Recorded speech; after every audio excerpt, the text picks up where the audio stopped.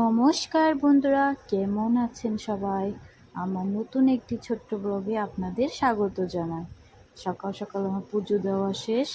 এখন আমি রান্নার জন্য কুমড়ো ডাঁটা নিয়ে নিলাম।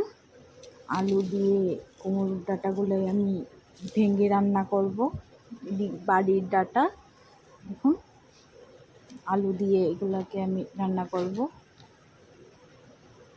আর যেহেতু বাড়ির ডাঁটা, তো পাতাগুলো আমি ফেলবো না, রেখে দেব, কিছু একটা শাক বানানো যাবে। কড়াতে তেল দিয়ে দিলাম, আর ওদিকে আমি আলুগুলো সিদ্ধ হতে বসিয়ে দিয়েছি। তেজপাতা, শুকনো মরিচ, আর দিয়ে দিলাম পাঁচফোড়ন। ডাঁটাগুলো দিয়ে দিলাম, লবণ, জিরে, হলুদ দিয়ে দিলাম। ঢাকা দিয়ে কিছুক্ষণ সিদ্ধ হতে দেব। আদা বাটা, মরিচ বাটা দিয়ে ভালো করে এগুলোকে মিশিয়ে নেব।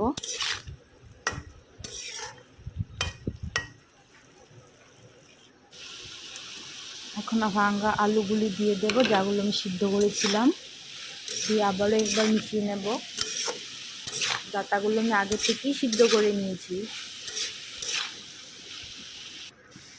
তার ভিতরে আলুর থেকে সিদ্ধ করা জলটা যে বের হয়েছে সেটাও দিয়ে দেব। দাঁড়ান, আমাদের বাড়িতে একটি ময়না পাখি আছে, আপনাদেরকে সেই ময়না পাখিটি আমি দেখাচ্ছি। বাবা, তাকাই না আমার দিকে, খালি খেলায় ব্যস্ত।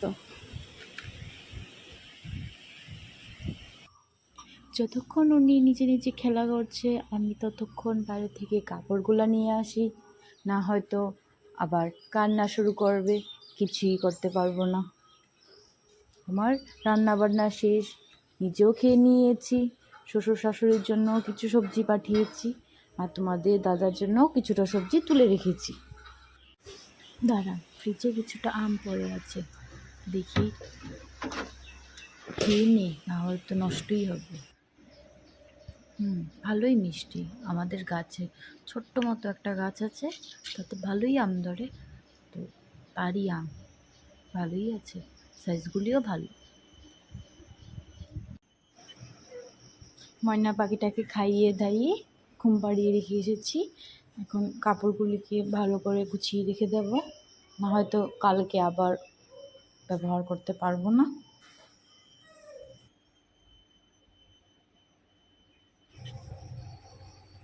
বিকাল 6:30 বেজে গেল, আমি পুজো দিয়ে নিই।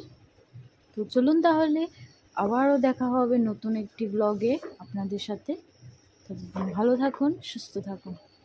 নতুন নতুন ব্লগ করেছি, ভালো হলে বলবেন।